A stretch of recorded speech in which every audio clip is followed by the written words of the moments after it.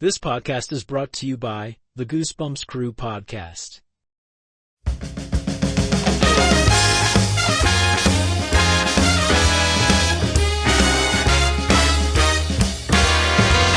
From Hollywood, California, the manager that we all love, David Firestone.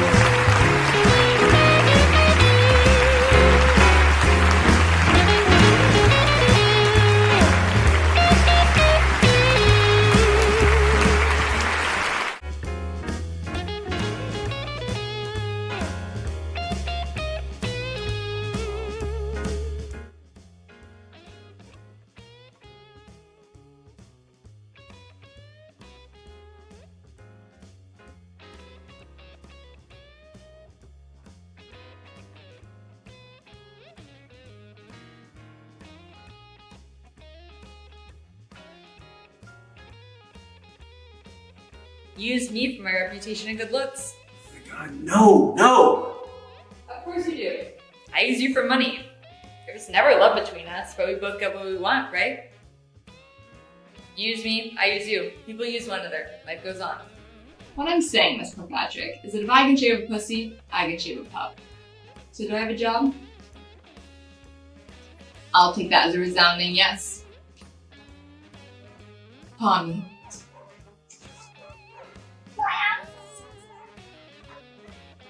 The 2024 Toyota Corolla. Trunk space the size of a small walk-in closet. Let's roll up. 4 friends, 4 cup holders. Forever fun. Thank you, but I can't accept this. Well, you've had a rough go at this lately, and with my new VP promotion, I'm making well over 7 figures now. Just because I had a rough go of it lately doesn't mean a freaking handout. That's not what I meant. Listen, if it means anything to you, I'll move into.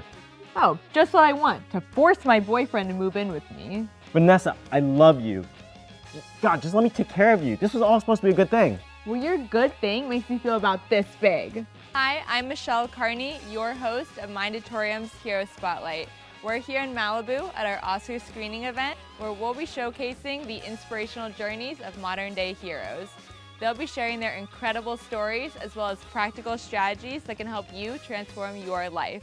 I can't believe that Kristen got with Emma's man. Like, that's your best friend, bitch. I mean, yeah, but can you blame him for cheating? She, never put out. Live a little. That's why they all want her, though. Guys, they just want what they can't have. You know what? You're right. I'm not getting a nose job. I don't need a nose job. I look fine just the way I am. Are you sure? Yeah. Why would I need a nose job? Especially since I may even be a little bit pretty. No. Go clean the bathroom before I forget to refill your dog bowl. Ruff.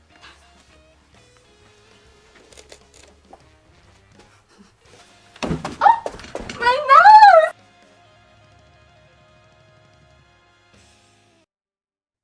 Hi all, welcome to the Road to Stardom with David Firestone. Today's story is a cautionary tale. Great things can happen in Hollywood. Dreams are made, but also some dreams can be broken. Again, it's one of those reasons why you need to have a great team behind you when you're here, a plan in place, and maintain focus when you take all those initial steps here in Hollywood to make your dreams come true. In the early days of Firestone Talent, we were not a submitting management firm. We managed talent in several different arenas. We also managed a band. In the earlier days, I worked with agents on the submission part of the game. We were building a band called the Bone Davis Band. Great man. He'd been around for some time, was reinventing his career when we ran into him and met him. Great keyboardist, composer. When we were looking for different musicians, had different drummers we started using for some great venues.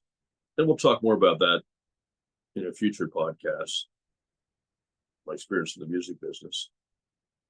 But we discovered what you might call a phenom drummer. He was incredible. He was a young 19-year-old in from the North Midwest, scholarship in a music school here in Hollywood. incredible drummer. I saw him perform, and you knew right away this young man was on the path to which could be an awesome career. And he wanted to play with our band. He wanted to be one of the regulars. So we were evaluating him after I saw him play. Fun was working with him. And after about 2 or 3 months, he came to me and said, David, I would love to use this young man for the next gig, but seems like he may have taken the wrong path. And I've come to rehearsal, and it was obvious he was on drugs and had some issues. And I'd like you to talk with him. Can we set up a meeting? So he did. And I had met him about 2 or 3 months, maybe 4 months earlier when we first saw him perform for us. And when I met him, we scheduled a meeting locally in Beverly Hills, in the area, not by my office, somewhere else to be safe. And when I met him, I was shocked. He had changed his personality. He was having trouble speaking. He'd lost a lot of weight. And it looked like he was living on the streets. And he had met someone, take him down the wrong path, promised him a lot of things, and they just let him go after he had used him for whatever he wanted to use him for, and also got him onto drugs. So we had a conversation, talked about what he needs to do, clean up his act. We'd love to have him on board, but we can't have you doing drugs on set or near set. And that was how it was left. And Bo was going to monitor the situation over the next month or so, see how things proceeded before we had our next gig, about a month and a half out. And after about a month of evaluation, Bo came to me and said, I've lost track of him. I can't reach him anymore. His phone doesn't work. And he later found out that his mother was able to get in touch with him through social media, I believe, and came here and scooped him up and took him home. That's how fast things can happen. That was probably a 7, 8, 9 month period. So it's very important when you come to Hollywood to have a plan, have a good team behind you, and stay focused. Don't let anyone tell you these crazy big stories about I'll make you a star overnight. That's not really accurate. So be careful. A note for when you come to Hollywood as a young actor or musician or model, whatever that may be, to stay focused. Keep your goals in mind all the time. Obviously, you want to have a little fun now and then, break out, enjoy yourself, but stay focused on your goals. Keep your family close and have a good team behind you, and you'll do great. Thank you. Looking forward to our next session.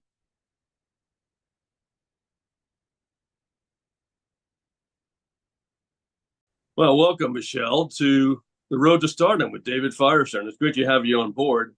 We're starting out with some of our younger actors to kick this podcast off. We had Sean Harmon on last week. It was wonderful talking to Sean. Sean, he's one of our up-and-coming actors.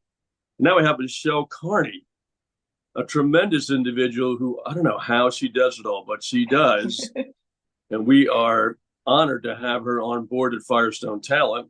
And so we're going to have a little conversation today about what Michelle thinks of the business, how things are proceeding for her, and how she's moving forward in such a rapid manner. Maybe she'll share some tidbits, though she won't give it all away now in terms of how she's making it happen. But maybe Michelle might just share a little. The first question I've got, Michelle, is what made you fall in love with acting? Was there a moment that really made you felt like this is something you wanted to do? Yeah, well, first of all, thank you for the introduction. It's great to be here. I'm excited to chat with you today. But it's funny because I actually, growing up, I never wanted to be an actress. Oh. In school, I never did theater. I never took acting classes. I was always really shy, and acting was something that really scared me for most of my life. Actually, even 2 months before I came out to LA, if you told me that I was going to act, I would have said, no, thank you. I'm not interested. I don't want to do it. But I've always been the type of person who likes to try things that scare me and to push myself out of my comfort zone. Right. And so when I moved to LA, I had signed up for an acting class for that reason. But my goal was just to make it through the class, essentially. when I took the class, things really changed. I actually got, to my surprise, good feedback from my coach, and just absolutely fell in love with it. And she pushed me to go out and to audition and to send out some self tapes. And the more I did it, the more I just fell in love with it. I'm someone who I've traveled the world. I've lived in a bunch of different cities. And honestly, for most of my life, everywhere I went, I never really felt like I fit in or truly belonged there or was on the right path. But something about acting, when I'm on set, I feel like I'm in the right place doing exactly what I'm here to do, what I'm meant to do. You know, they say, when you know, you know. And I guess that's how it is with acting for me. Cool. That's a really great little story you shared, Michelle. And I see it on your tapes and how you shine when you're on camera. And you've also done some great hosting work, which also shows well on camera. And so I think it behooves you well, and you made the right decision to dive into acting, even though it might have been a little scary at first. And it's nice that and it just also demonstrates the importance of having good coaching and a good team around you, because it was your acting coach who really kind of gave you the impetus to go ahead and take that next step to move into the career of acting. It's not for everybody, and it is a tough business at times, as we know. But Michelle is a go-getter, and I've never heard a negative word out of Michelle, we really appreciate that here at Firestone Talent. And that kind of leads into the next question. You know, the industry is always changing. Young actor, you try to break in, and there are challenges. What do you think you've been doing to really get yourself, jump started into the business and start out in a successful step? Honestly, I've just been doing as much as I possibly can. I feel like I'm a sponge right now. There's so much to learn about the industry and the craft. And so I'm really just trying to put myself out there in any way that I can, whether it's doing background, student films, self-submitting to everything I can find, meeting people, asking for advice, just learning as much as I can and getting as much exposure. And I think that's how I've been kind of growing as quickly as I can, is that I'm really going out there and hustling and just trying to get any opportunity that I can get a hold of.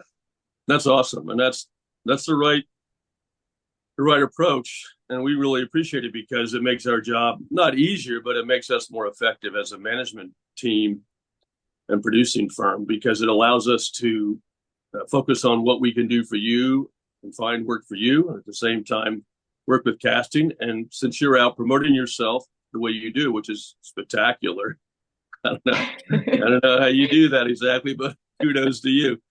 And you find time to do everything else. I think you have to get out there and promote yourself. The only person who's going to get you to your goals is you. Obviously, you need to have a support system, and they're going to help you, but you have to take that initiative and be a self-starter. And that way, the people around you can help lift you up, but you have to be the one leading that charge for yourself. Awesome. That's spectacular, really. I think you should take over this show and just run it yourself. Well, if you need a co-host, that's really great. That's awesome. I love the way, and that's the way to think, because that makes it, again, a win-win scenario for all the parties involved, management, your team, the people around you, other actors, your associates. It really makes it it's really great.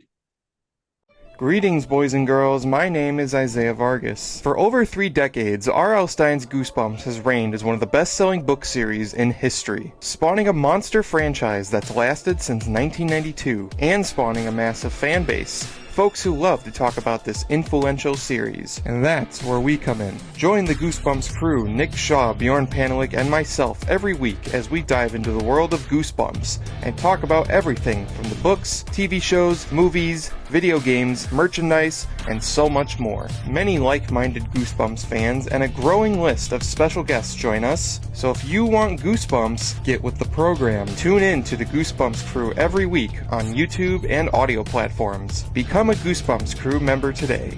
Listen with the lights on.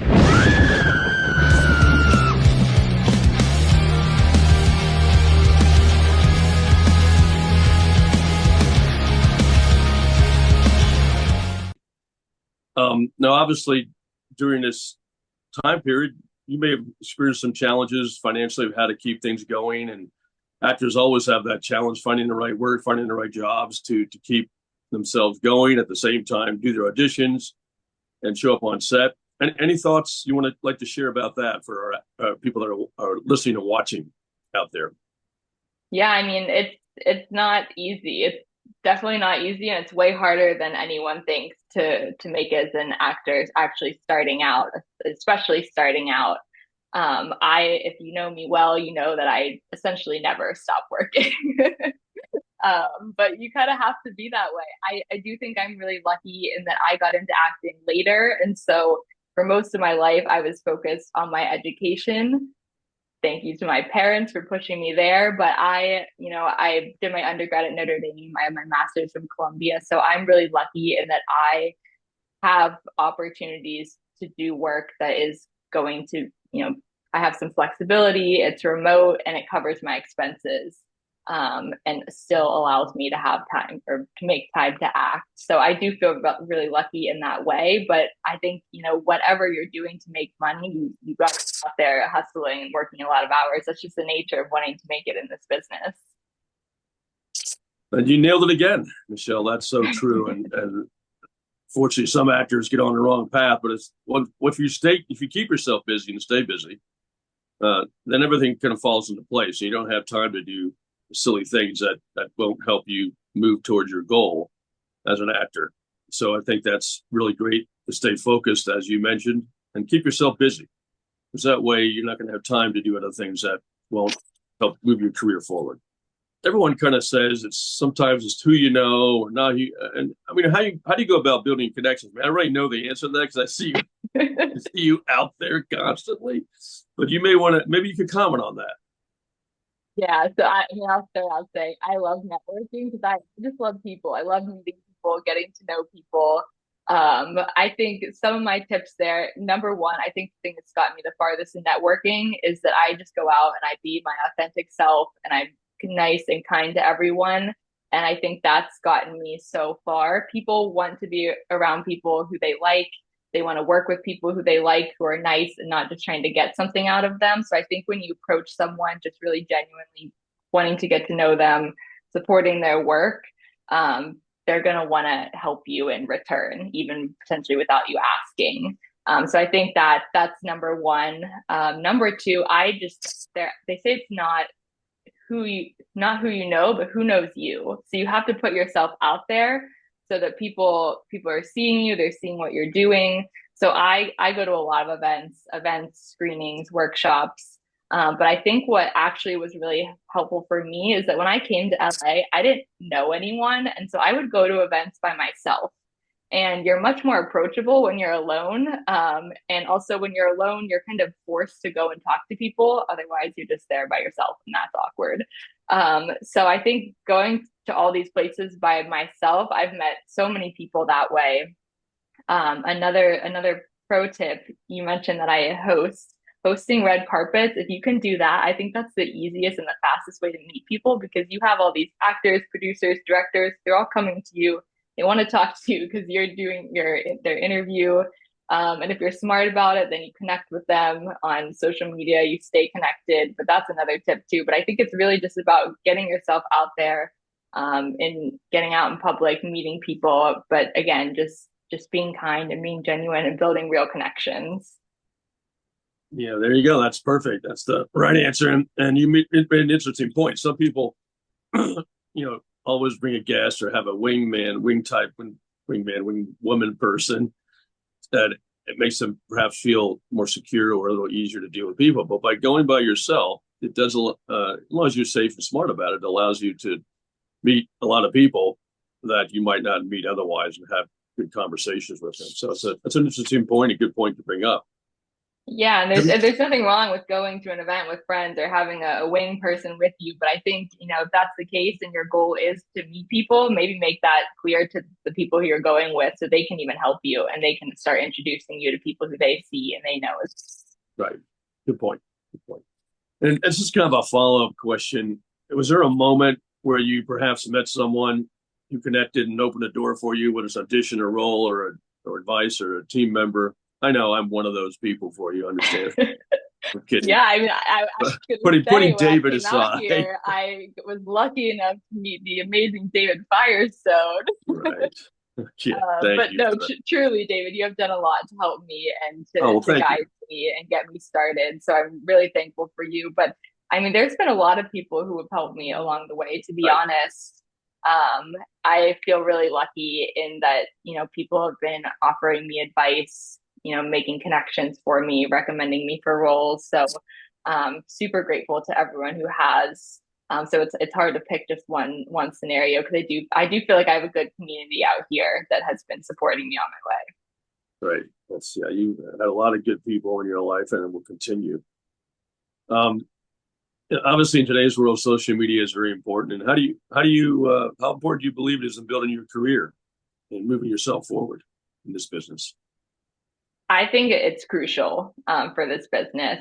To be honest, I don't really love being on social media or posting on it, but I think you have to, because it's an opportunity for people to see what you're doing, see what projects you're working on, showcase your work, see who you're training with, what skills you have. And so, you know, obviously you want people to see that you're busy, you're booked, you're in demand. And so I think it's really essential to post on social media, but also people can find you that way. They can connect with you that way. You can support other people who you like and potentially want to work with that way. And then they're going to figure out who you are as well. I think it's a really great place to build connections and, you know, put your name out there. And even if you're attending events and that event is posting you, it's going to, you know, put your face out there for other people to see as well. That's a way that I've got connected with different directors and producers too, is just having been at events, been posted there. Someone likes my look, they want to get in touch in case there's future roles that come up. So it's been really helpful for me. And so I think if you're not on social media, you're missing out on an opportunity to get work and to build connections. Right. That's another very good point.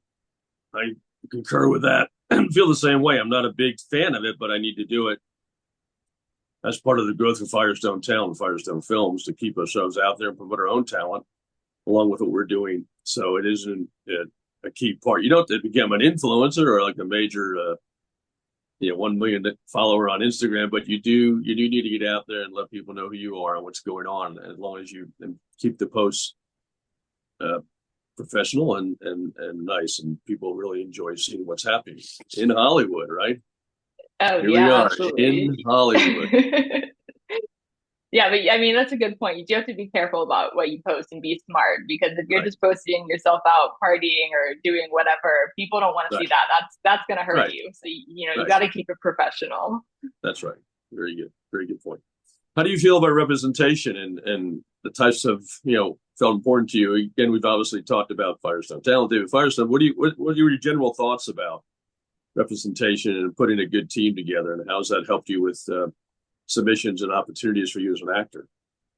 Yeah, I think with representation, it's not just about, whether you're able to say that you have an agent or a manager, but it's about finding the right agent and manager and team. You need to really find someone who believes in you, who sees your potential, they understand your goals, and they want to invest the time and the energy to get you to where you want to go. Because you might have an agent, but if to them you're just kind of a name or a number on their roster, it's not going to be that helpful for you. Yes, you can say you have an agent, but it's not going to get you the opportunities that you're looking for. So I think that's really what you need to figure out, is to find those people who really believe in you.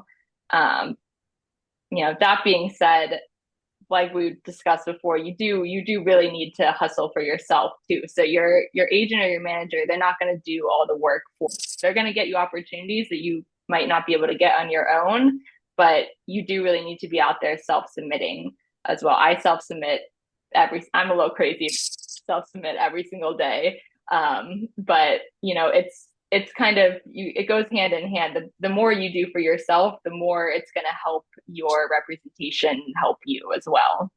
Excellent. That's all very good answers to important questions, burning questions that people want to know about and how to navigate this business.